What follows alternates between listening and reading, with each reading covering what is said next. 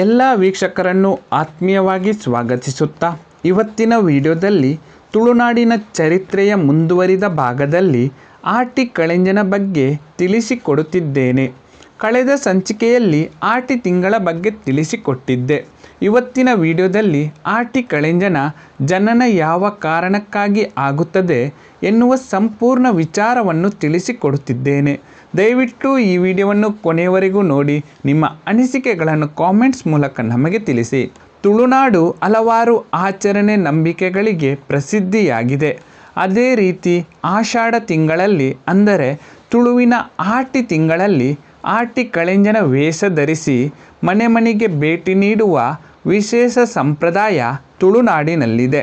ಮುಖಕ್ಕೆ ಬಣ್ಣ ಬಳಿದು ಕೆಂಪು ಬಣ್ಣದ ಬಟ್ಟೆಯ ಮೇಲೆ ತೆಂಗಿನ ಗರಿ ಸುತ್ತಿಕೊಂಡು ಕಾಲಿಗೆ ಗೆಜ್ಜೆ ಕಟ್ಟಿ ಕೈಯಲ್ಲೊಂದು ತೆಂಗಿನ ಗರಿಯಿಂದ ತಯಾರಿಸಿದ ಕೊಡೆಯನ್ನು ಹಿಡಿದುಕೊಂಡು ಆಟಿ ಕಳಿಂಜನ ಹುಟ್ಟಿಗೆ ಸಂಬಂಧಿಸಿದ ಪಾಡ್ದನವನ್ನು ಹೇಳಿಕೊಂಡು ಜೊತೆಯಲ್ಲಿದ್ದವರು ಬಾರಿಸುವ ತೆಂಬರೆಯ ಸದ್ದಿಗೆ ತಕ್ಕಂತೆ ಹೆಜ್ಜೆಯನ್ನಿರಿಸುತ್ತಾ ಮನೆಯ ಅಂಗಳಕ್ಕೆ ಬರುವ ಆಟಿ ಕಳಿಂಜನಿಗೆ ಬಿದಿರಿನಿಂದ ಮಾಡಿರುವ ತಡಪೆಯಲ್ಲಿ ಸ್ವಲ್ಪ ಭತ್ತ, ಅಕ್ಕಿ, ಹುಳಿ, ಉಪ್ಪು, ಮೆಣಸು, ಒಂದು ತುಂಡು ಇದ್ದಿಲು ಹಾಗೂ ತೆಂಗಿನಕಾಯಿ ಇಟ್ಟು ಆಟಿ ಕಳಿಂಜನಿಗೆ ಕೊಡುತ್ತಾರೆ.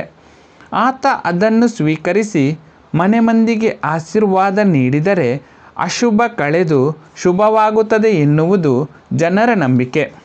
ಇನ್ನು ಆಟಿ ಕಳಿಂಜನ ಜನನ ಹೇಗಾಗುತ್ತದೆ ಎನ್ನುವ ಪ್ರಶ್ನೆಗೆ ಉತ್ತರ, ಇಂದಿನ ಕಾಲದಲ್ಲಿ ಆಷಾಢ ತಿಂಗಳನ್ನು ಅನಿಷ್ಟ ತಿಂಗಳೆಂದು ಜನರು ನಂಬುತ್ತಿದ್ದರು.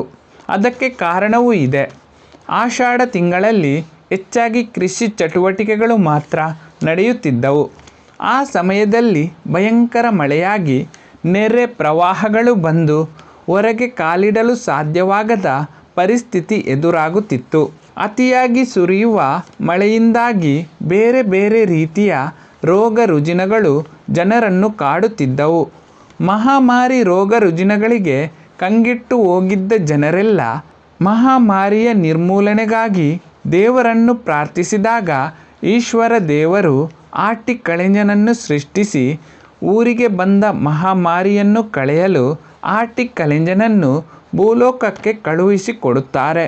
ಹೀಗೆ ಭೂಲೋಕಕ್ಕೆ ಬಂದ ಆಟಿ ಕಳಿಂಜ ಮನೆ ಮನೆಗೆ ಭೇಟಿ ನೀಡಿ ಮಹಾಮಾರಿಯನ್ನು ಕಳೆಯುತ್ತಾನೆ ಎನ್ನುವ ನಂಬಿಕೆ ಜನರಲ್ಲಿದೆ. ಈ ಸಂಪ್ರದಾಯ ತುಳುನಾಡಿನಲ್ಲಿ ಈಗಲೂ ಇದೆ. ಆದರೆ ವಿಶೇಷ ಏನೆಂದರೆ ಆಟಿ ಕಳಿಂಜನಿಗೆ ಎಲ್ಲಿಯೂ ಸಹ ಗುಡಿ ಅಥವಾ ದೇವಸ್ಥಾನಗಳು ಇಲ್ಲ.